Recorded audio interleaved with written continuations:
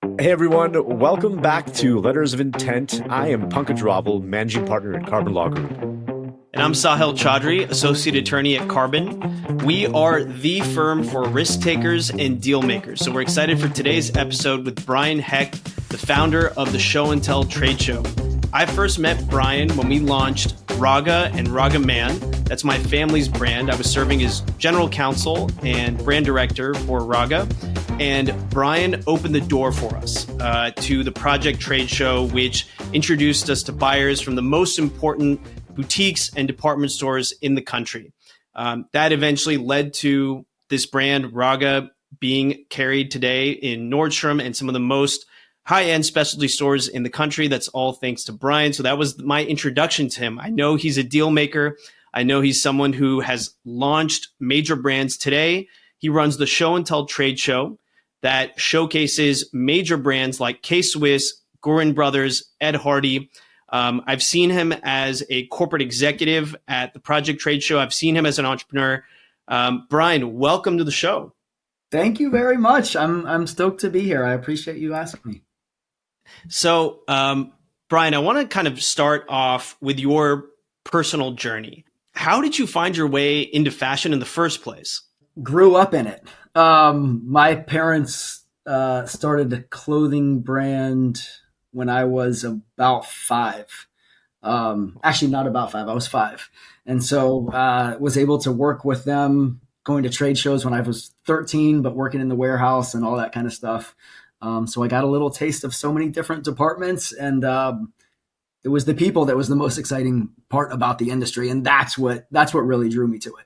So was there something growing up that drew you to design? Was it storytelling, brand building, sales? How did you find your role in this vast industry? That my parents were good at it. And my dad was very charismatic, always well-liked when we go to the events and stuff. And I think that I knew I first wanted to be in the industry for sure, probably when I was 13. When I went to that, it was Surf Expo trade show in Orlando. Yeah. Yeah, skateboarding was huge at the time. I saw Kelly Slater surfing in the wave pool. Like as a 13-year-old kid, like seeing all these pro surfers and pro skaters, like this is the coolest thing in the world. And of course, like the trade show, that's like when it's very exciting. You don't see all the hard work that everyone's putting behind the scenes. You just see the glitz and glamour and the smiles and the fun. But I think that's what it was that really first drew me in, and I thought it was going to be a showroom that I owned, but turned out it's an event. Yeah, well, okay, but tell us about that. Like, how did you break in? What was your first big break? And then when I met you, you were already, an executive at Project, which is one of the most important trade shows in the country. You had this very cushy job with a lot of power, and then you chose to become an entrepreneur. So tell us a little bit about that journey. Well, I'm still waiting for the first big break. Yeah. But no, I think I've always, thankfully, with mentorship of parents who were in the industry longer than me, they've been able to provide proper guidance, and I've always aligned myself with companies that are A-tier. Like it's easier to look like an all-star if you're at an A-tier company, and you learn a lot from these places. And so while I was in college, I was working for Guess at the retail store for a couple of years, top seller multiple times. There we go. And then I always loved the sales part. Like even in middle school, like I used to sell fake watches. Those prices are probably going up now. Right. Yeah. So I used to sell fake watches in middle school. That's a classic Garmento story. Something gray area. Yeah. So, but they knew they were fake, but like I would take people's orders and all that stuff. And then won the school magazine sales. Like that was always my thing. Like I really loved the contest. But anyway, so from Guess, went to Select Showroom in LA, worked there for the first year I was in LA, and then American Rag. And then I was at Joe's Jeans for 6 years. And while I was at Joe's, Project reached out to me. and asked me to come interview. And so I was pretty excited about that. Like, I loved my experiences at Project. And when I was at Joe's, I could count on writing 35% of my annual business there. That was great.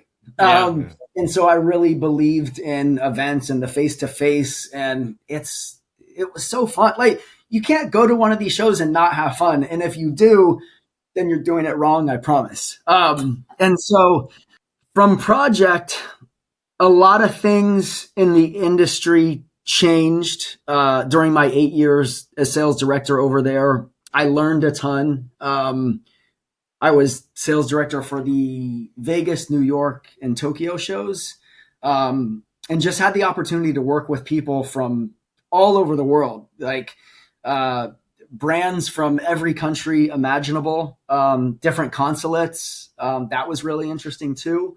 And then eventually I felt forced to start show and tell. And it wasn't because I needed to leave Project or anything like that. And also, if you would have asked me any other time in my life, like,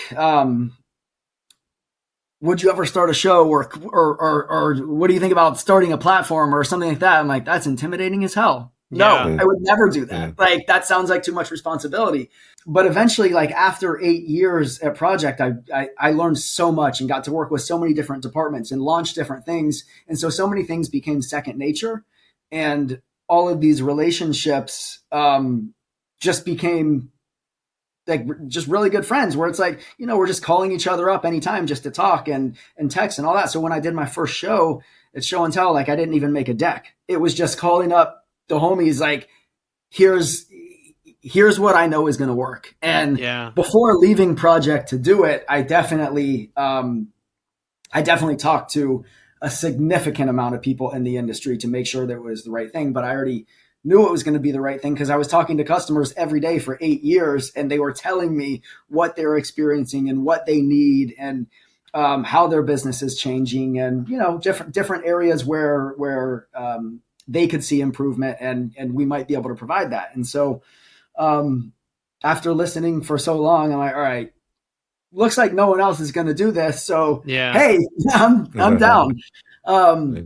And so it definitely made it less scary. It was just like one of those things where it's like, maybe before you propose to your wife, it's like, when you know, like, right. Wow. You don't have to second guess it. Like, it's just like, of course this has to happen. Like, it's, I don't know. That's how I feel about it.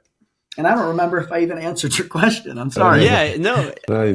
I think you did. I mean, I know Pankaj and I have actually both. Pankaj, you walked Project as well, I think, especially working with clients in fashion.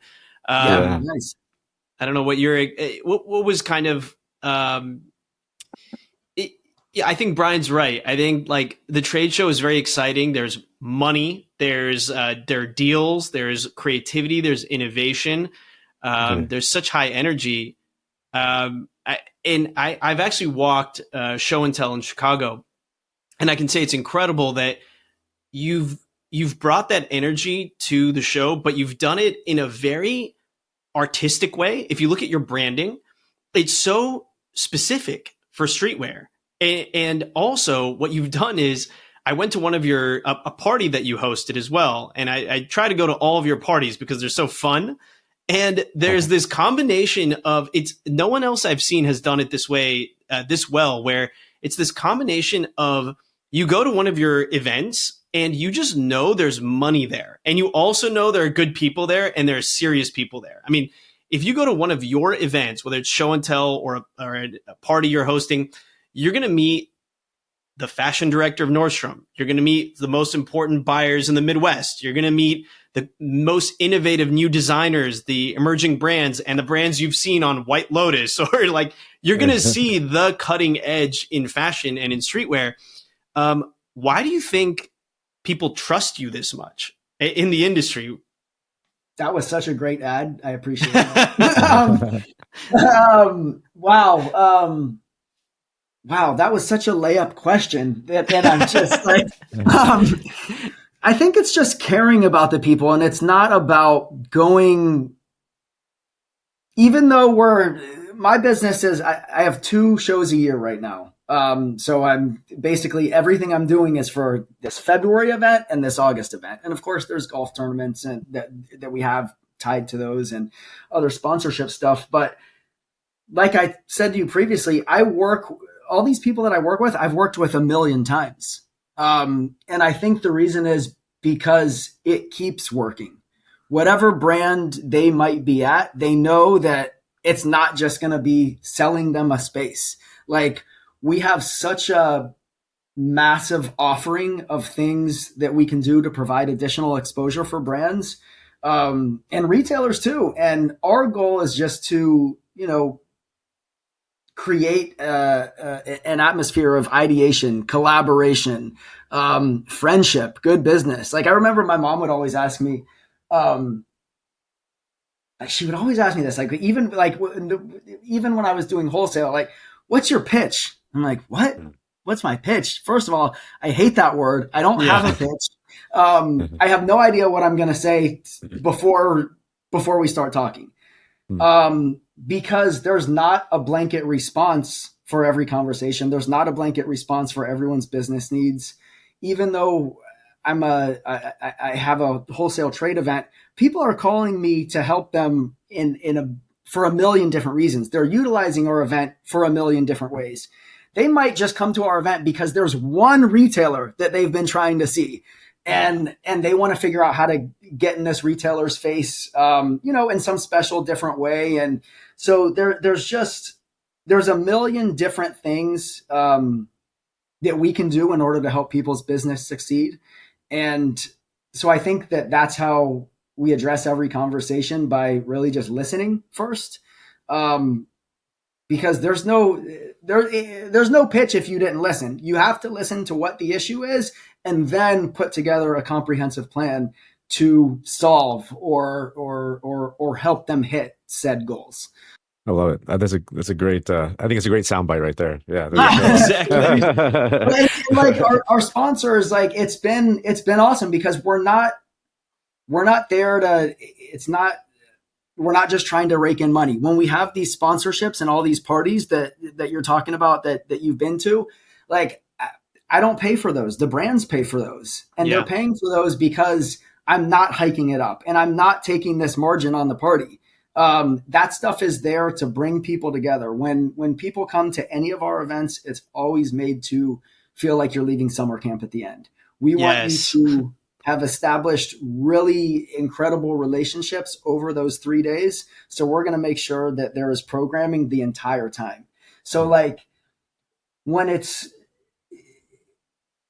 people say show and tell trade show, it makes me say, oh no, there's so much more. Yeah. Right.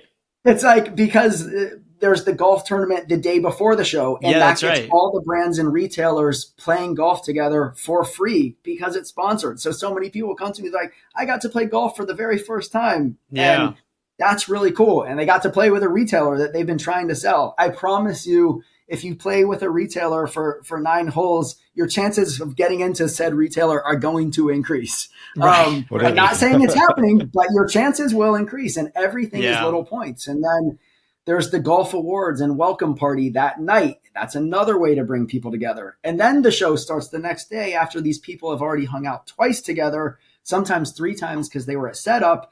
So then before the show even starts, it's like, all right, I've seen you 2 or 3 times now in the past 2 days.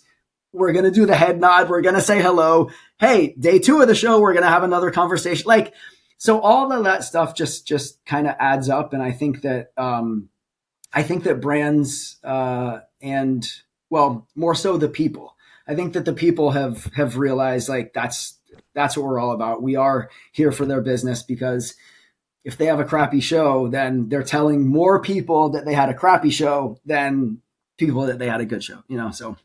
This is great. Yeah, no, I had so many questions about, the industry, because, I started Fashion Law Group with a partner many years ago in LA, and we built it. We found it was a little bit too niche to just build a law firm just doing fashion, but we did a lot in that world for a while, and we still have many fashion clients.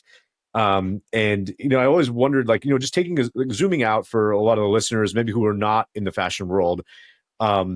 you see fashion, you see these like, the Met Gala awards of that's like one type of fashion.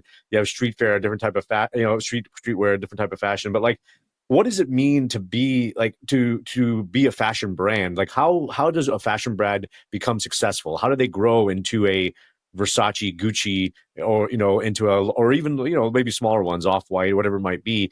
But what does it take to start and then build a brand from your perspective? It's easy. Easy. I love it. So to answer your question, it's real short form. It's sales.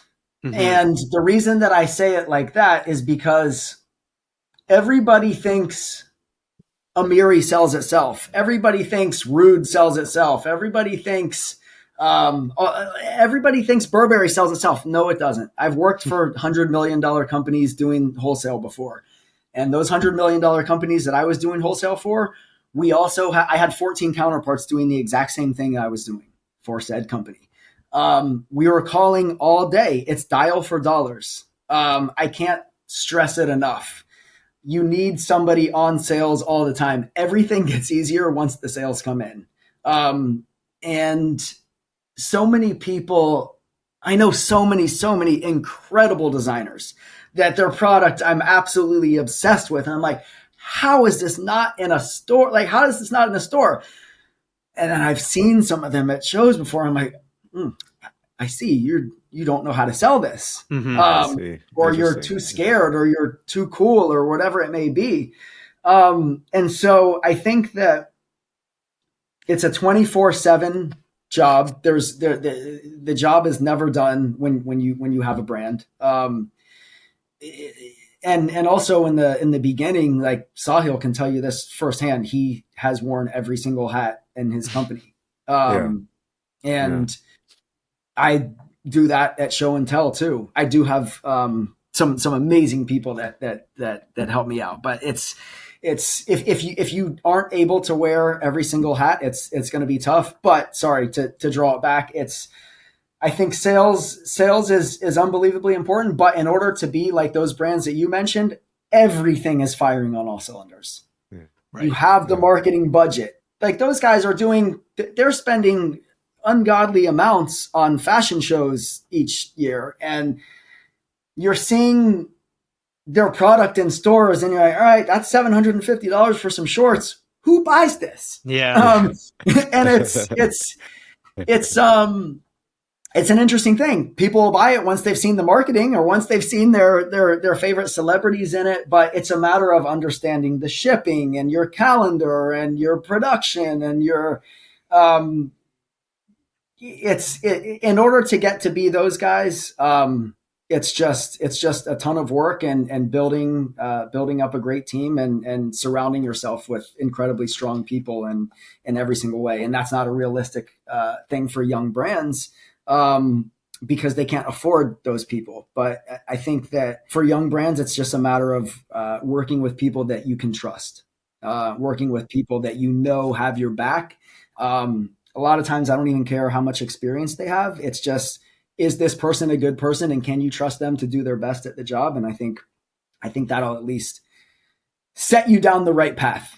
Yeah, no, I love it. No, I mean, I feel like your comment on sales applies to every business, right? I feel like every business, sales solves a lot of problems. Even law, even whatever it's professional services or you're selling a good, sales solves a lot of problems. So, if that's a message to any younger listeners out there, learn sales. I think even in this world of AI, we're always going to need people who can sell. And I think it's a very important message to be sending people. Focus on how to sell and how to be comfortable getting rejected too, right? Yeah. Because I think that's part of selling. Yes. That's something I learned early on too. You got to get out there and shoot your shot, right? Like I'm glad you mentioned that because we were talking about designers before and how designers are so soulful. Like they feel everything. And like if you've been in numerous different design meetings, you've seen designers go crazy on people. Right. But a lot of these guys, like I said, you have to wear all the hats. And a lot of designers, they don't want to put themselves out there to sell the product. They're scared to ask for the sale. And my advice to them is always, you owe it to yourself to show this off. Like, you put everything you had into designing this.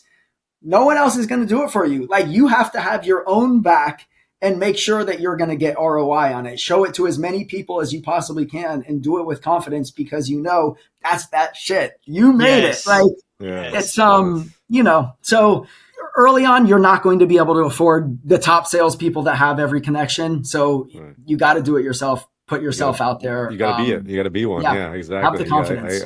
I love it. Brian, when we were growing up, I think we saw both of our parents come out of trade shows with these huge POs. And that was the industry. That was how money flowed in the industry. I remember seeing Desigual do this art installation. I mean, you had these giant installations because there was so much money in the market that was coming from the top, especially the top department stores. And even boutiques, frankly. I mean, you could come out of a trade show with, multiple six-figure POs. Yep. And today, and then the market changed. At some point, we had direct to consumer, we had the internet disrupt the market, and we saw major changes of how capital flowed into our industry. I remember I went to Agenda, maybe this was in 2018, and someone had a trade show booth that said RIP wholesale, which didn't turn out to be true, actually. But I think wholesale is now part of a multi-factor diet that you have as a fashion brand. And omni-channel, you've got to have an omni-channel selling strategy now.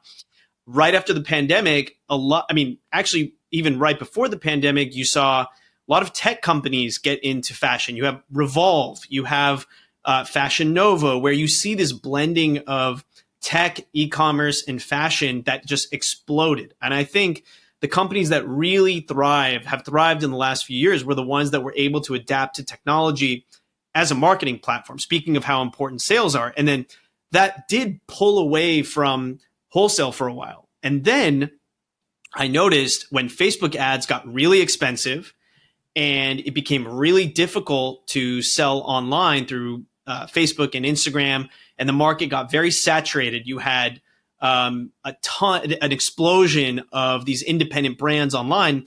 I saw a return to wholesale where, okay, there are some barriers to entry. There are some tastemakers. There's some vetting. Today, we're dealing with post-pandemic shifts. We're dealing with direct consumer fatigue and costs. You're dealing with tariffs now. From your perspective, where's the money today? How is the money flowing? Is there venture capital? Is there private equity? Is this PO finance? Is the money coming from the stores? Show me the money. Where is the money? It's the money right now. When you're building a stock portfolio, you're diversifying. Yeah. Back in the day when we would go to the shows with our parents, there was one or two shows. Now everyone is spreading their money out because nobody knows what the hell is happening. Right. Right. And so people are going wholesale. People are going direct to consumer. People are going. There's so many different. There's so many different areas that you have to be diversified in because it can change daily for you right now. Right. And I wish that more people had production split between other countries. I know my parents always did that previously when we didn't have this going on. Right. And I think that it was, God forbid, should anything like this happen. And right now I know a lot of companies that are just doing production in one country, and these are multi-million-dollar companies. And so you have to have supply chain. I mean, how important is a supply chain in fashion? I mean, nowadays we were seeing the globalization of it. How important is it? Yeah, because that's interesting. It's pretty smart of your parents even back then to be diversifying in their supply chain and sourcing.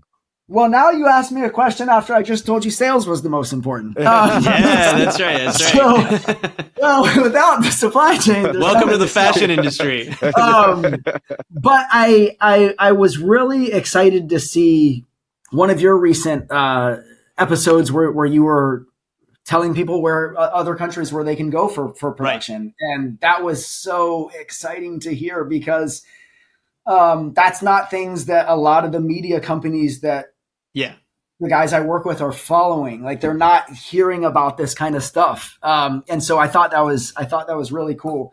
But anyway, supply chain right now is incredibly important because all of the brands I'm working with don't even know what to make their pricing because it is changing daily. Brian, I was reading this morning, 97% of American apparel is made overseas. And right now you're talking about 145% tariff on China.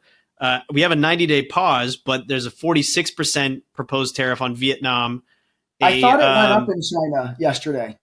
Above 145%? Yeah. Wow. Okay. So, yeah, I mean, basically it's cost prohibitive. Yeah. Imagine, even if your margin is something, gross margin, let's say cost of goods, let's estimate it could be around 50%. If you're talking about 145% tariff, your margin is crushed. I mean, it will be very, very difficult to do business at all. And I think the thing that, in the big picture, it's not philosophically, it's a good idea to bring domestic manufacturing to the US, but practically speaking, a lot of small to mid-size apparel brands could face a lot of tough circumstances along the way and will have a really difficult time surviving. So, and I feel like those are the brands in this sector, the independent brands that are in the project, show and tell world. So I think one thing, at least right now during this 90-day pause, we can give some practical advice here is, looking at countries like Vietnam that right now are just dealing with a 10% universal tariff. That would be one place to look. Countries like India, Bangladesh that have really robust apparel industries. I mean, it's taken decades for these countries to build out that infrastructure. So I think one practical piece of advice to our listeners here is to diversify your supply chain. Mm-hmm. Absolutely. South America is great too. Okay, interesting. Yeah. Here's something odd. Something I realized after I've been out in LA and meeting with a lot of brands each day. Yeah. You want to know how many said they're moving production to the US? How many? Right. Exactly. Brian just showed us 0. Even on all of these tariffs, still, it's not going to move to the US. At least right now, for any number of reasons. Right. And the first reason being that it's so expensive. Right. Exactly. So yeah, all of those countries that you mentioned too also make great products. Yeah. And it's unfortunate because China makes great products too. Right. Right. Yeah. So I'm certainly holding out hope because we are. I personally believe that we have to have a global economy. Right. In order for everyone to have the best lives possible. And that's how the apparel industry has been built so far. I mean, so when people are dealing with, you've seen a lot of brands do deals with suppliers, with their buyers. What are the pitfalls of doing deals as a small brand? Like, where are the places they could get taken advantage of that you've seen? Like when you're working with brands, you've got these brands that sign up with you, or you have these brands that you work with who participate in show and tell. Yeah. And I'm sure many of them come to you for advice as a veteran of the industry, or as a seasoned executive in the industry. So if you're a small brand and you're trying to make a deal with a supplier or your buyer, what are the things you should look out for? Majors ask for massive discounts. A lot of young brands feel like they have to be in a major because that's the only way they've made it. That is not true. Typically, my advice is, if you're a young brand, you're not ready to sell a major. When you do, you're going to get a Bible of a book that you need to read just about shipping. Yeah. That's not fun. Yeah. So my wife actually does 3PL. So she's very well versed in that kind of stuff, but e-com 3PL kind of stuff. But anyway, brands get taken advantage because they drop their pants for majors quite often just to get in that door. And then, or they'll go consignment with an account that maybe they shouldn't go consignment with. Mm-hmm. and then not take advantage of the fact that they're in that store. If you are selling someone consignment, I know this is slightly off track, but if you're selling someone consignment, make sure that the store was worth it. It's an A-tier door in your category that you can at least call other retailers and say, hey, we're in this store. Now you want to buy it? In better words than that. But like, that's the main idea. Like if you're like, that's typically you only want to sell consignment to someone if you can utilize that to your advantage down the road, because, you know, if you're otherwise you're not getting paid your full amount typically and things like that. But majors, chargebacks on top of the large discount that they already asked you for before said chargebacks happened. And then they're asking for terms too. You're talking about sometimes net 45, net 60, you know, and then you've got to deal with a PO financier or a factor. And then that's cutting into your margin. Yeah, that's cutting into your margin. You know, if you can carry your own paper, that's always best. Like I would typically advise that, like early on, like don't get ahead of yourself. Even with show and tell, I don't have any outside financing. We're growing at an organic pace that I feel comfortable with. Been offered outside financing 10,000 times. Don't want it. Don't need it. I don't say don't need it because I have tons of money. That's not what I mean. But and then when you mentioned the net 60, a lot of times these days when I hear of a buyers are going to hate me. When I hear of a buyer asking for net 60, it's like net 90 actually. Right.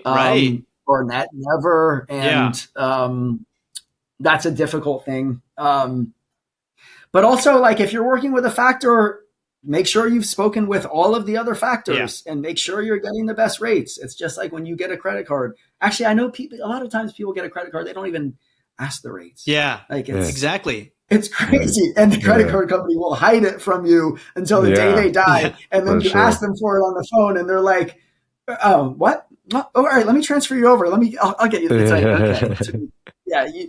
Anyway.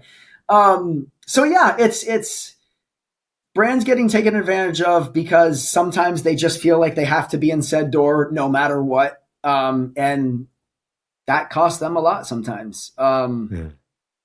There's a million ways, but that's, you know, first off the top of my head. You know, one other area, which I know, Pankaj, you've dealt with a lot, is IP. Yeah. Copyright, trademarks. I feel like in apparel, and Brian, you highlighted something too, which is that for some reason in the fashion industry, especially among small to mid-sized companies, they just don't ask questions. They don't ask questions. They don't do the math sometimes. And sometimes they don't even know they need to ask the right question. For example, when it comes to copyright or trademark, you know, who owns your brand? Who owns that design?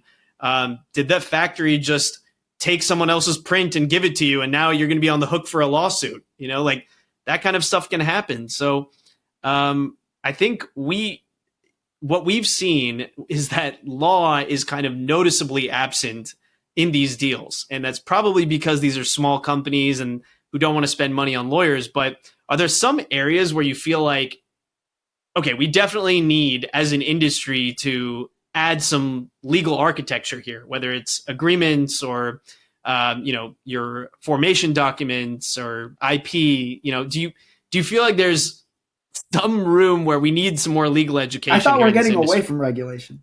Right, exactly. Yes, 100 billion %. Some examples of that. When my parents were doing production in Peru, there was a really well-known brand at the time out of New Zealand. My dad was touring the factory where he was already doing work. They were already doing production for them for quite some time. And he sees this brand with the tag and it says 100% organic. And my dad's like, what? You guys do all organic? And they're like, no. And he's like, why does that say that in there? Right. And they're like, because they told us to put that. Like, right, exactly. And like how, and that's being exported, obviously. Like it's being exported all over the world. Nobody's checking it. Yeah. It wasn't even illegal, I don't believe. Like it should be, but Like that's insane to me. I've sold. Yeah, there's this line people draw where they're like, "Oh, well, it's not certified organic. It's just a marketing term." That's with regard to organic product, natural dyes, all that stuff. Like so many of the brand, it's very, very, very hard to make something completely organic, biodegradable, all of that stuff. Like in order to do that, off the top of my head, I know of one company that does that. I probably should know of more. Well, I wish there were more. But it's just so hard and it's so expensive. But I remember when I was at Informa, the sourcing show, their team had to take on this big responsibility of like checking all of the factories of everyone that produced every single thing that they were that was exhibiting there. And so like it took so much back end research of every single company at the show. Big ups Informa for doing this. That was pretty cool because the people have a right to know what they're buying and it's easy to get sold a line of goods. And so Informa took it on themselves to actually do the work, check everything. And that just made them a more credible sourcing source. But nobody does that. It should be certifications too. Right. Yeah, exactly. And so like when people can print anything they want on a tag that the consumer is buying and the consumer, like maybe the consumer is allergic to said thing, like who knows? Like that could cause a major issue. But yeah, I 100% believe in more regulation, the better. And also with more regulation, maybe that could make things in the U.S. better for us down the road. And on the fashion side, like if we're enforcing like, hey, anything that we take into our country has to check all these boxes. I don't know if every country could check every box. I noticed that a lot more factories became RAP certified, and there were other kind of fair labor and environmental standards that the stores were enforcing, and they had the market power, probably because the customers were demanding it. So that was definitely positive, but most brands may not even know that you could look for that. You could look for factories that are labor compliant, environmentally compliant, and then you could do that in a real way and pass that information to your customer. I just feel like also, a lot of the deals that get made, people are missing these major components when it comes to licensing or equity or IP and copyright, trademark. It just feels like there's very little room because people are just struggling and fighting for their next order, that it's like, hey, that's an afterthought. I just need to make it. Yeah, 100%. Starting out show and tell, I would send out my contract to certain sponsors that I worked with and still work with. Everything works fine, but they were really big companies and their attorney couldn't sign our contracts. Okay. We didn't have any, like literally new company didn't have the money to hire an attorney and do all these things. So like we cobbled it together with our old show contracts and all this and that, not saying what shows. But cobbled everything together. And then like working with some of these like $1 billion companies, like, oh, we can't sign your contract because of X, Y, Z. And I'm sitting here like, I was in there. You're dealing with like an army of lawyers. Yeah. And they're just like, can you just send us an invoice? And I'm like, fine, don't worry about the contract. Right. Yeah. But, thankfully it worked out because I knew the people, I trusted them and all that kind of stuff. But, oh my gosh, now like I've just seen so many people get screwed. And like, now finally we're at a point where like, now I'm really, really into this. And so, but with licensing agreements, don't ever sign a licensing agreement without talking to an attorney. Those things are so unbelievably complicated, and one line can throw it all off. That's like 3/4 of the way down the 75th page. And it's just insane. And like, I used to work, I was doing some consulting for the NBA. And when I got brought on, they sent me a book of like 140 pages just on what their logo means and just about their licenses and all that. I didn't read it. Right. I skimmed it. TLDR. but I did read the contract that I signed with him, and I had other people read that too. But yeah, I can't stress enough. Actually, this is kind of interesting. I have a buddy who is partners with a celebrity, and this brand is a very cool brand. They've had multiple offers for acquisition, $30-40 million range. They've been rejected each time. My buddy would love to have his percentage of, he's a part owner, but the celebrity is a bigger percentage owner in making the oh, wow. Policy. Right. Celebrity doesn't need the money. Yeah. And so my buddy's like, stuck. Yeah. He's like, damn, that was supposed to be my big payout. And now he's right. Not but he's going to be fine. Yeah, but I know what you mean. It's like we don't game out these scenarios when you're starting a business. Right. Yeah. And like, you're like, all right, well, cool. I get to be partners with this person. The money's going to come in. But like, and then that's like one of those things where, you know, it's somewhere deep in the contract worded 50 million different ways. And it's something that an attorney should look at and help you navigate in said scenario. Because at the time when he was signing that contract, he never imagined that $30-40 million offer comes along and they're going to reject it. Right. Yeah.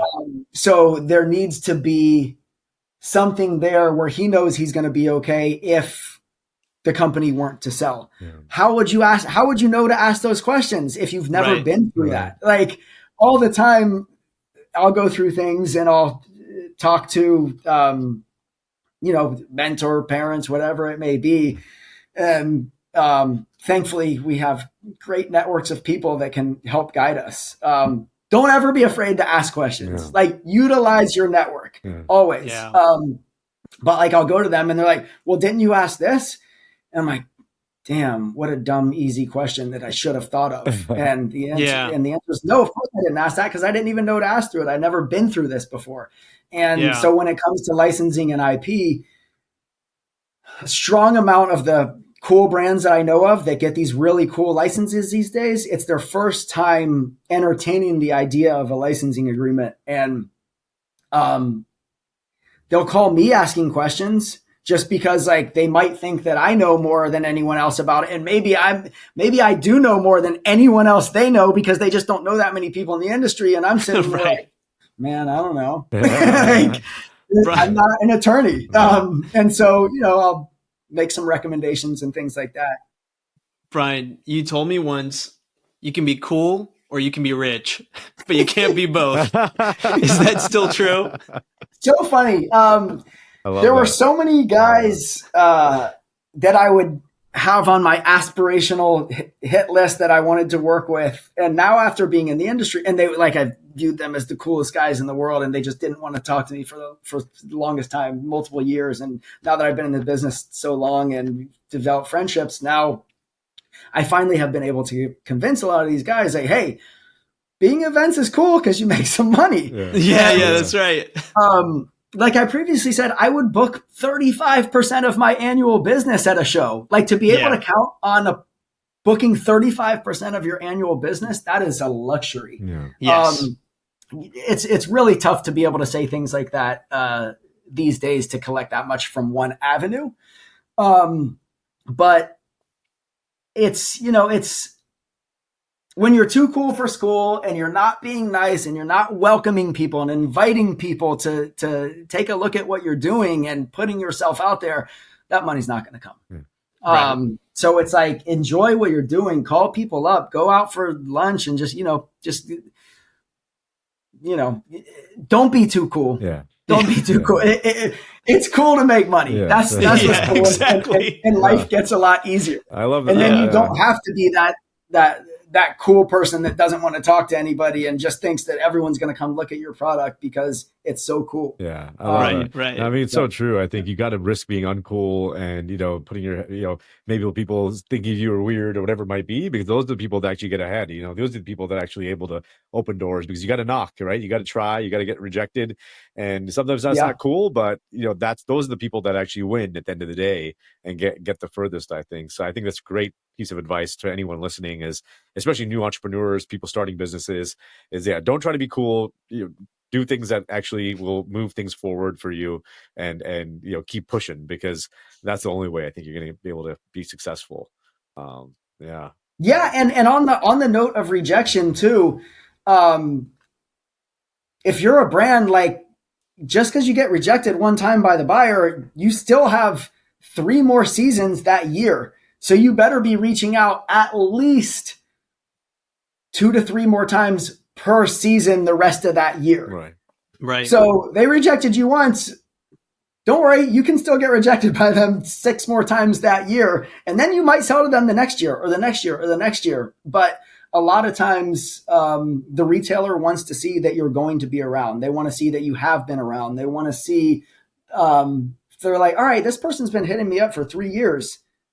All right, they're still at this job. The brand is still paying them. Yeah. Like, that means things are working. They must be shipping somebody. It must be selling for somebody if the same person keeps reaching out. So a lot of times that persistence pays off, always. And it's really cool when you've been at a place for so many years that you've been able to see that through. Like when you make that target list on year 1, and then by the time you exit said business, you're like, damn, I got to work with a lot of these guys that were on this list. And sometimes it did take a few years, but it happened. So yeah, don't be afraid of rejection. Persistence pays off. So I have one question about like IP, because I do a lot of IP work. We've helped, Sahil and a lot of people with IP matters. And even trademarks. You talk about a brand, building a brand. How many issues have you seen with trademarks with your clients or with people you've worked with? Do you feel like, how important is it that they lock it down early, or do you feel people like have been able to wait and been okay? Like, what are your thoughts on brand protection trademarks in the world of fashion? Nah, that's not important. No, it's just unbelievably important. There was a guy I worked with about, 10 years ago. He was on Shark Tank. And he built his whole business on suing people that would steal his patents. He had patents for all these pockets. He has commercials on TV all the time. Well, it's probably been like 2 years since I've seen the commercials, maybe. But anyway, I'm sure he's still around.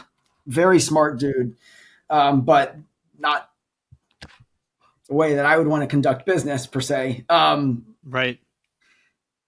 To build a business just on just going after people. But these brands shouldn't have been taking his idea and doing it all. But I don't even know if they knew it was his idea. It's like one of these things that was he found the loophole where he was able to patent these things and had, I don't know, maybe 100 different lawsuits, and like he would constantly win and all this stuff. And it was just like, oh man, it was, I felt like it was a slimy way to conduct business on his end, but he knew how to do it right. Yeah. Like he understood the loopholes and all that, but that's one crazy example. But on the other side, I see brands get knocked off multiple times a week. I see line sheets from countless brands where I'm like, oh man, that's pretty damn similar to that one.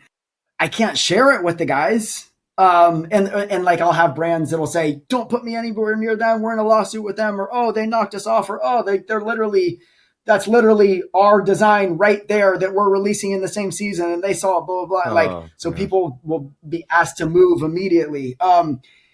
Yeah, you definitely have to protect yourself. And you're going to see issues with that a lot more moving forward now. Especially with China having the floodgates open. They're so good at it. Have you seen what's going on with Chinese TikTok?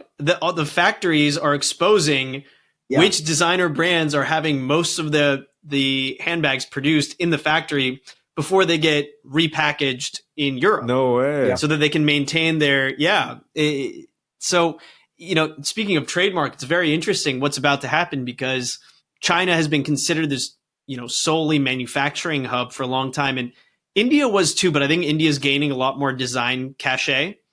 But with China now, they're revealing, hey, we're the ones designing and building these products.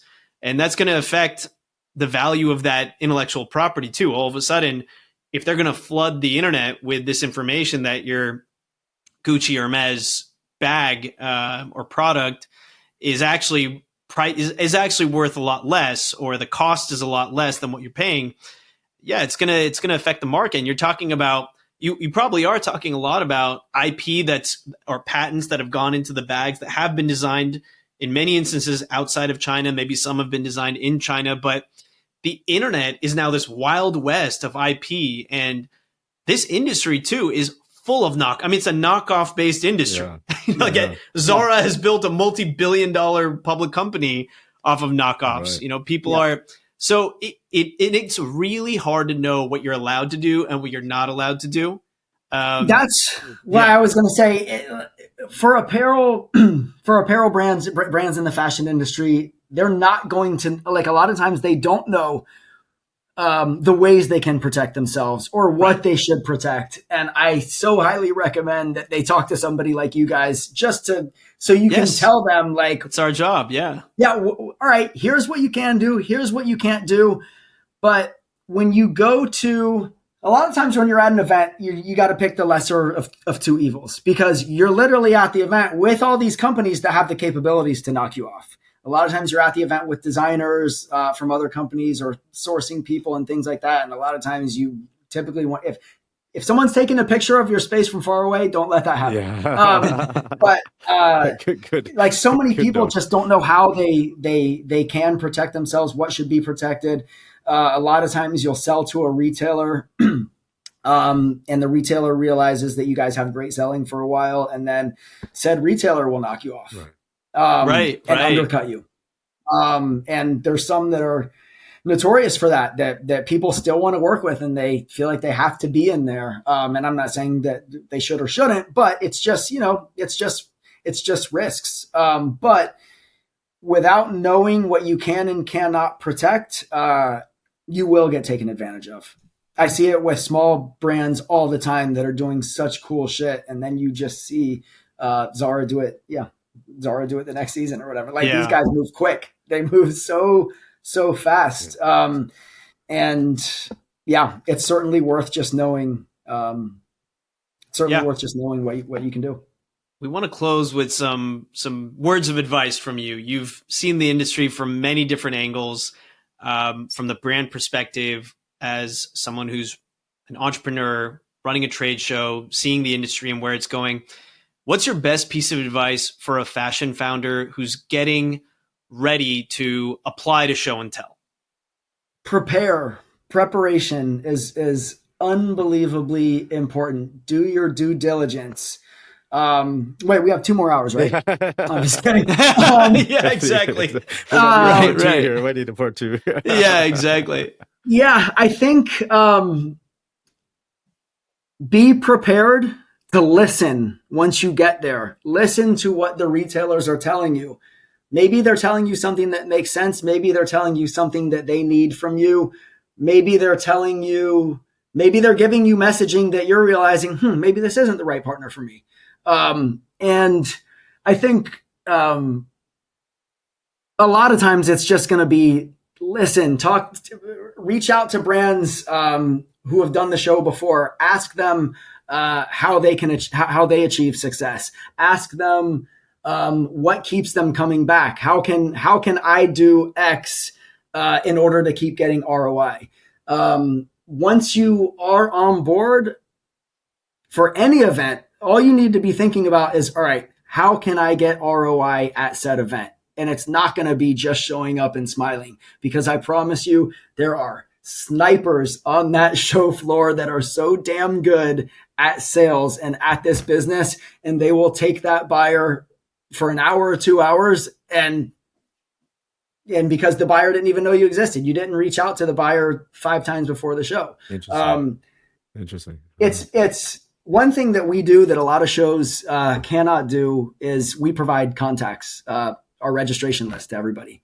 When I do that, when I send that out to people, I'm not sending it out just so you can see that those buyers are there. I'm providing those contacts and those email addresses so that you can reach out to that buyer. numerous times before the show and get on their radar. They're not going to respond to you the first time. They're not going to respond to you the second time. If they've never made money with you, it's so typical that they're not going to respond to you early on. And so figure out how to get in touch with them. Someone was asking me the other day, but how do I structure the email? And I was like, well, have the emails been working for you? And they're like, no. I'm like, well, then why do you want to structure an email? Mm-hmm. And there's so many other ways to get in front of a buyer. Why are you emailing a buyer 50 times that lives in the same city as you? Right. Go to them. Right. Go to their stores. Yes. Yeah. Figure out why they need your product. Tell them, like, when you can go to them with an educated, bad word, pitch. I hate that word. When you can go to them and say, I know this is going to work because I've spoken to the sales team on your floor and they said that people are looking for more of this. Hey, I have this for you right here. I have it as an immediate. DM them. A lot of, like, text them. Mm-hmm. Think about, like, if you get an email from one of your friends or you get a DM or a text from one of your friends, I will be pretty sure you're going to respond to the email last. You'll probably respond to the text first. You'll probably respond to the DM second to last because you checked IG when you're at lunch or whatever it may be. And then the email is like down there with the rest of your emails. Like, oh, that's my friend. Like, I'll get back to them later. Right. Like, there's just so many ways that people can reach out and get in touch these days. And don't just look at it as, oh, I just have to send this email because everybody else is doing that.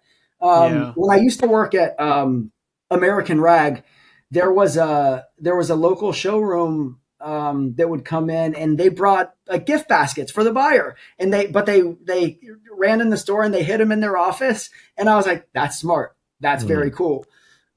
People would bring us donuts. Like I was on the sales floor, I was wearing an apron, but I felt really cool that the designers cared enough about me to bring me donuts or coffee, right? And of course, I know they had a motive. Yeah, but I don't care. They were nice to me. And we had a nice conversation and they cared enough to talk to me and get a better feeling for what our business was about so that they could make a better pitch. And of course, when they did those nice things, I would go and tell our buyer, hey, these guys just came in and blah, blah, blah. So again, preparation.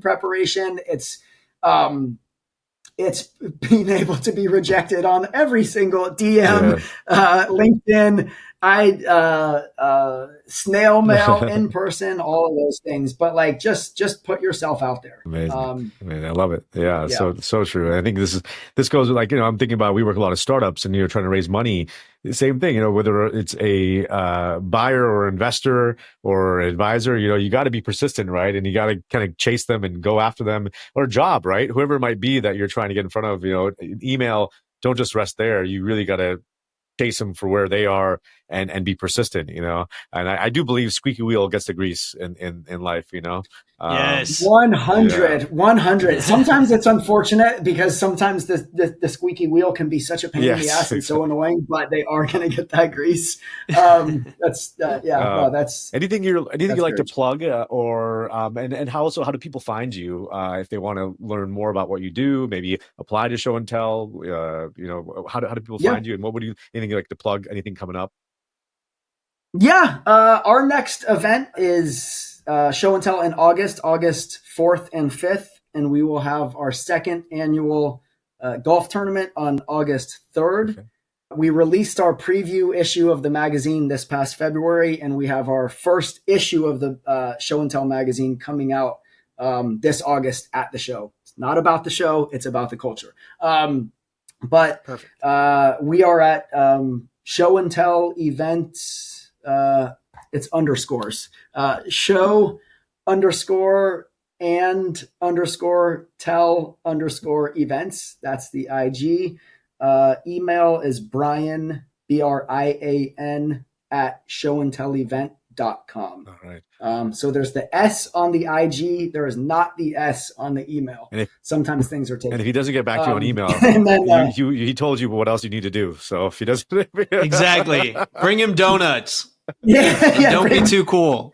Actually, I will. Let me plug this real quick.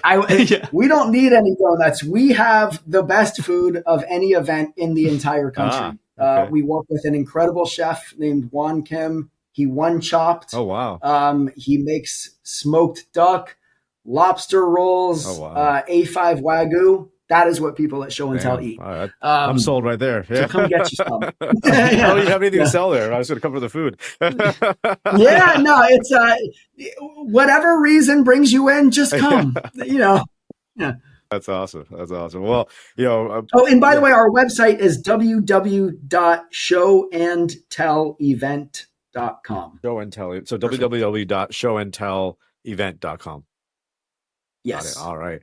Well, yeah, this has been such a pleasure, Brian. It's been so great talking to you.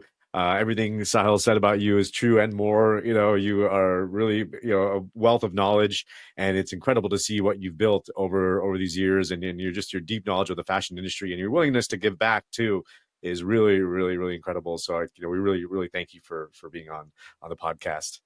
Well, Pankaj, Sahil, I'm immensely grateful that you guys gave me the platform, the opportunity, enjoyed the conversation.